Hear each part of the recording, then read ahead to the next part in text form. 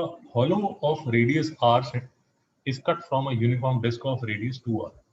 Center of hole is at a distance of r from the center of disk. Find the center of mass of the remaining part of the disk. Question फिर से समझिए. A hole of radius r, ये sir एक radius r है, is cut from a uniform disk of radius 2r. ये 2r है, इसमें से होल निकाल दिया. आपको निकालना क्या है? Centre of mass of the remaining part of the disc. Revant ji question समझ आया नहीं है? समझा सर. जी क्वेश्चन समझ आ गया? समझा सर. इस केस में सिर्फ एक छोटा सा फंडा लगता है, ज्यादा कॉम्प्लिकेटेड नहीं है. एक छोटा सा फंडा ये लगता है. पहले तो इसकी ज्योमेट्री समझ लीजिए, क्योंकि हो सकता है आपको ज्योमेट्री में ही परेशानी है. तो पहले तो इसकी ज्योमेट्री समझ लीजिए. ज्योमेट्री में आपको 2 मिनट में समझा देता हूँ. ये आपके ज्योमेट्री के जो पुराने पाप हैं वो सारे आपके सामने आके खड़े हो जाएंगे. बोलो बेटा उस दिन तुमने ज्योमेट्री की नहीं थी ना, अभी तुम्हारी बैठ जाएंगे. पहले ज्योमेट्री समझ लीजिए.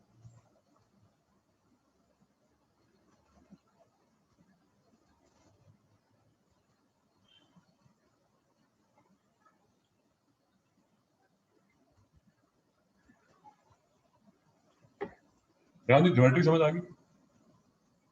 Yes sir. ये मेरा जो पॉइंट है,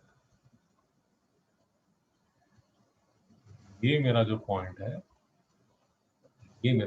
है, क्वेश्चन देखिए जरा. Radius, a hole of radius r cut from a uniform disc of radius 2r. तो ये जो है ये क्या है? 2r, 0. ये क्या है? 0 0. ये क्या है? r0. Do we agree or not? Yes. Revant, do we agree or not? Yes sir. ठीक है. हाँ सर. तो इसका रेडियस 2r है और इसका जो रेडियस है वो r है. सर बात समझ आई? हाँ सर. ओके, फिर से थोड़ा ध्यान से पढ़िए. वो आपको क्या बोल रहा है? A hole of radius r is cut from a uniform disk of radius 2r. Center of the hole is at a radius r. Disk है. इस केस में जब भी होल्स का क्वेश्चन आता है, याद कर लीजिए, तो मॉडिफाई क्या हो जाता है? ज्यादा परेशान मत होइए. पहले तो देख के मुझे सिर्फ ये बताइए कि जो सेंटर ऑफ मास है उसका एक कोऑर्डिनेट हमें x निकालना है और y निकालना है. एक कोऑर्डिनेट तो ऑब्वियस है. वो कोऑर्डिनेट क्या है? पहले मुझे ऑब्वियस वाला बता दीजिए. 0,0. नहीं, जब आपने होल निकाल दिया, होल निकालने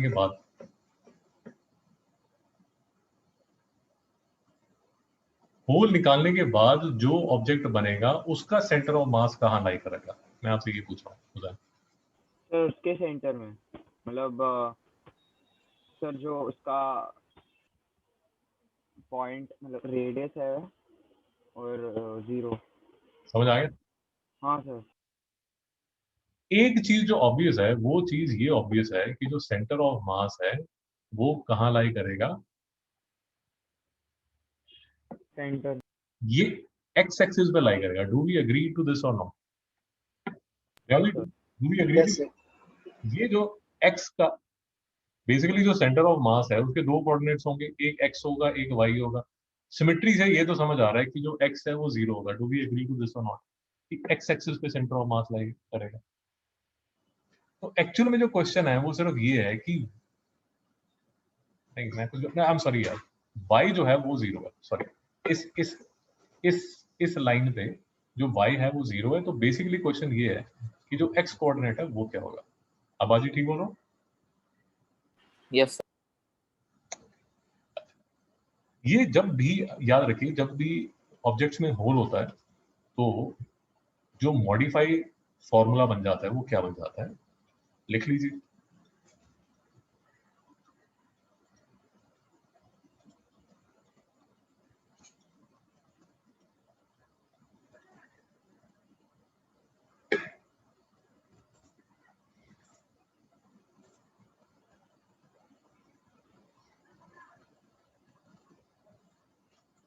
ये देखिए, पहले मैं आपको दिखा देता हूँ, फिर दिखा देते। देखिए, ये माइनस कर देते हैं, माइनस कर देते हैं। कहने का मतलब क्या हुआ कि जो आपका ऑब्जेक्ट आपने जहां होल बनाया है उसका मास को आप निगेट कर दीजिए।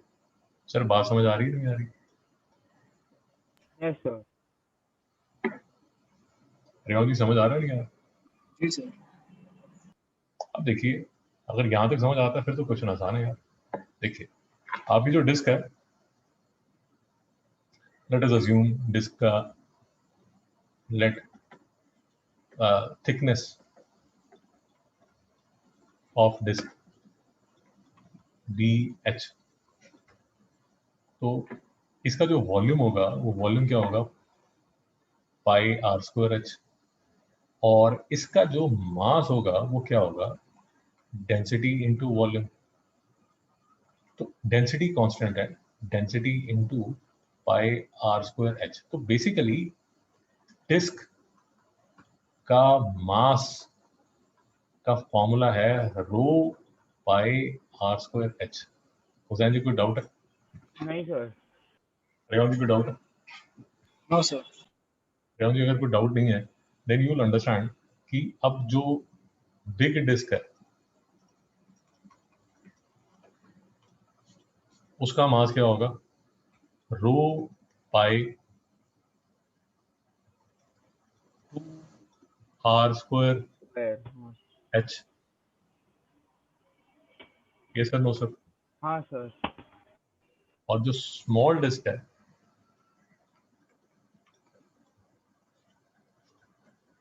उसका जो मास होगा वो क्या होगा, rho pi R square H. Rho पाई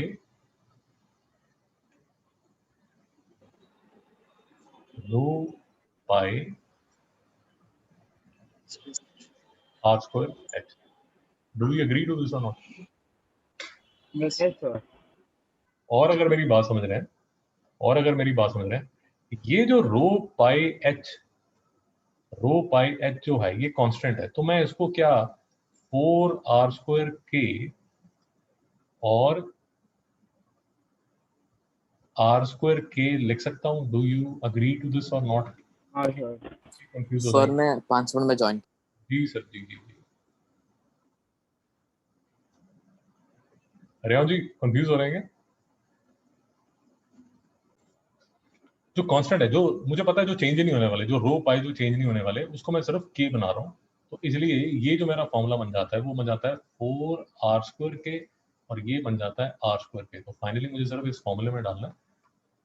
ये क्या बन जाता है, 4r² के 0 माइनस r² के into 2r whole upon m1 4r² के माइनस m2। m2 क्या है, r² के। और समझ आया है? सो गए सारे? समझ आ रहा है। ये 0 हो गया, ये कितना हो जाएगा, -r² के 2r अपॉन 4r² के -r² क्या आ जाएगा, 3 r² हाँ के r² के r² के r² के कैंसिल हो गया, तो कितना आ गया, -2 2 बाय। r upon 3। अब अगर फिर से सैनिटी चेक करना है, देखने से क्या लगता है हुसैन, इसका सेंटर ऑफ मास किस साइड पे होगा? सर 2 r की तरफ। ये साइड पे ही होगा ना। और हाँ ये सर। क्या आपको बता रहा है, ये पॉइंट होगा -2/3 r, 0। Yes sir, no sir? Yes sir. अगर ठीक किया तो आंसर ठीक आना चाहिए। गड़बड़ हुई है, ये -r/3 बोल रहा है, -r/3 बोल रहा है, कुछ गड़बड़ हुई है।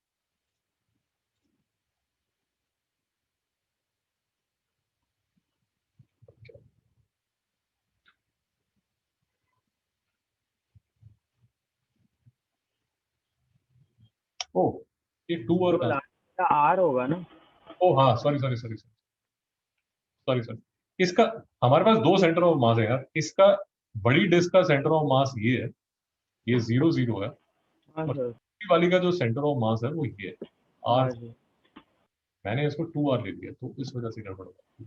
हाँ। ये क्या बनेगा माइनस, ये ये बेसिकली ये r है, ये सिर्फ r रहेगा, तो हमारा जो फाइनल आंसर है वो क्या आ जाएगा -1/3 का। रेवण जी समझ आ रहा है नहीं आ रहा? जी सर समझ गए। ओके रेवण जी, अब देखिए आपने करना क्या, पूरा ज्ञान गोष्ठी करने के बाद ये 3 शॉर्ट एग्जाम्पल आपको करा दिए गए। इसके बाद लास्ट में आप देखेंगे यहाँ 2-3 क्वेश्चन आपको नजर आएंगे, वो जो 2-3 क्वेश्चन हैं उसके सॉल्यूशंस भी आपको प्रोवाइड किए जा रहे हैं। ये देखिए, ये मैंने क्वेश्चन किया, ये देखिए end of the chapter question number 16,